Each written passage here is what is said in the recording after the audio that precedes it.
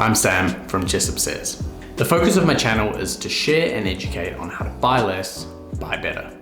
It's on how we can make smarter and more informed decisions before we purchase to ensure that what we purchase is fit for purchase and made to last. If I were to ask you to name two of the most iconic trouser materials, excluding denim of course, you'd probably say flannel and corduroy. Today, I wanted to discuss my absolutely stunning corduroy Gurkha trousers by the brand that love the idea of buy less and buy better. So much so that they even have an article about it on their website. The one and only Craftsman Co. out of Hong Kong. Corduroy is a fabric that goes in and out of mainstream fashion trends, but for classical menswear it remains a staple. Today, corduroy is definitely fashionable, so it's arguably a good time to try a fabric that you may not have tried in the past and see what all the hype is about. We're also going to discuss today a new type of trouser. We've discussed trousers with more traditional closures like the flannels from Yao Sao, the elasticated top on the Easy trouser from Informale, and today we're discussing something a little more unique, a little different, called a Gurkha trouser. So let's get into the details. First of all, I wanted to start off with a quick overview about what we know about the trousers. They're handmade in Hong Kong by Craftsman Co. They're crafted from a 350 gram midweight cotton cream corduroy. They feature a high rise and have a Gurkha waistband with a buckle on each side. They also feature double forward-facing pleats and two rare pockets with flap and button closure. They also include some really interesting and unique details that are very uncommon for a trouser that costs less than $200 US, including things like picked stitching, bar tacks, and even a fishtail back. Now, let's go into a little more detail about why this matters, my experience over the last year, and how much I really enjoy these trousers from Craftsman Co.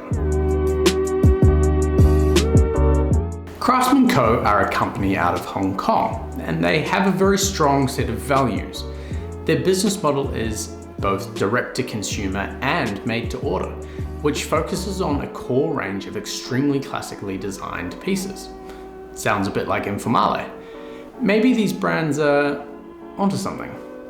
The reasons a business may want to adopt this approach include things like, first of all, it allows them to minimize their production waste as they only need to purchase the fabrics and materials to create the products that they actually need to make.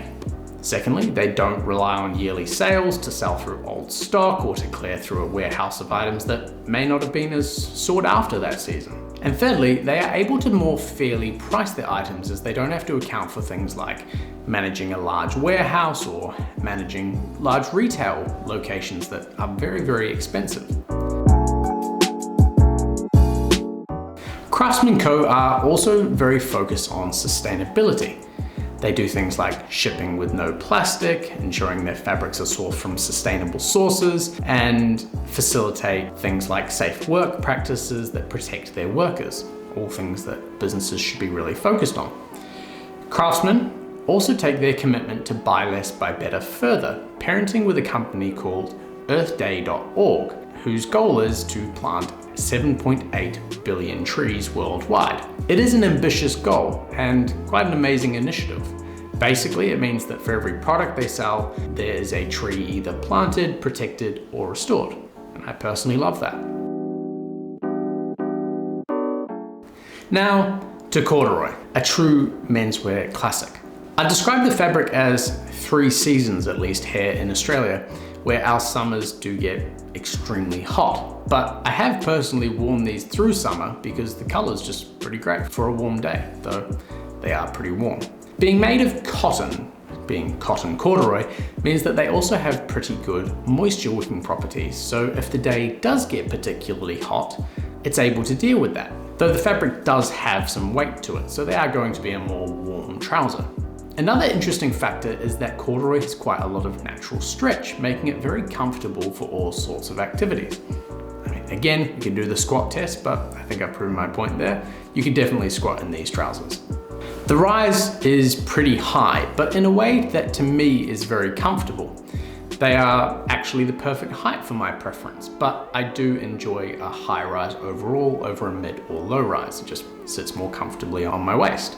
The double pleats are also part of the comfort. We've talked a lot about pleats and you know that I'm a massive fan of them. It allows there to be plenty of fabric and room in the top of the thigh and around the waist area, making movement unrestricted. The rear pockets are a nice sartorial detail and look pretty cool, if I might say so myself. But I don't really use pockets very often, so I'm not opening and closing them all the time. Now to the main feature of the trouser, the top closure, the Gurkha. Like most of classical menswear, the Gurkha trouser has its origins in the military. The Gurkha trouser was originally worn by Nepal's elite soldiers, and the Gurkha themselves, as in the name Gurkha, is derived from the name of the Nepalese kingdom of Gorkha. The traditional pants worn by these Gurkha soldiers were defined by a double-pleated front, high waist, cummerbund style waistband, and buckle fastenings, much like what you see here. Basically, the pants feature a very unusual buckling system where you have two overlapping panels that sort of weave around your waist to either side, and then on each hip there's a buckle that takes the opposing side's belt and then fastens. Hopefully that makes some sense, or if not, there should be a little video playing right now that demonstrates this.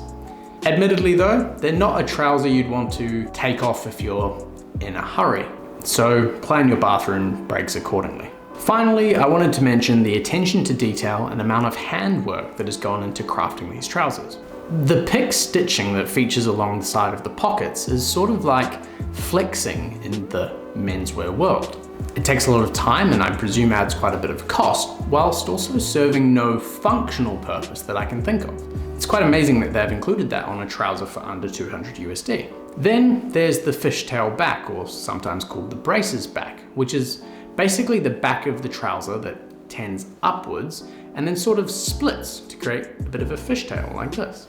That's where you would traditionally attach a pair of braces. Today is typically only seen on bespoke trousers because I guess people are not really wearing braces that often.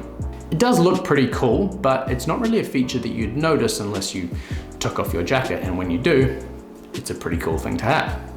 I like it. Corduroy trousers are a fantastic option for many occasions, and if I may say so, they are some of the most comfortable trousers out there. Craftsman Co. is a company that I want to spend my money with, honestly. Not only do they care about their product, where it comes from, how they're made, but they also go over and above with how much detail and attention they put into every single element of the trouser. Anyway, thanks very much for watching. Links are in the description as always, and I look forward to seeing you in the next one. Cheers.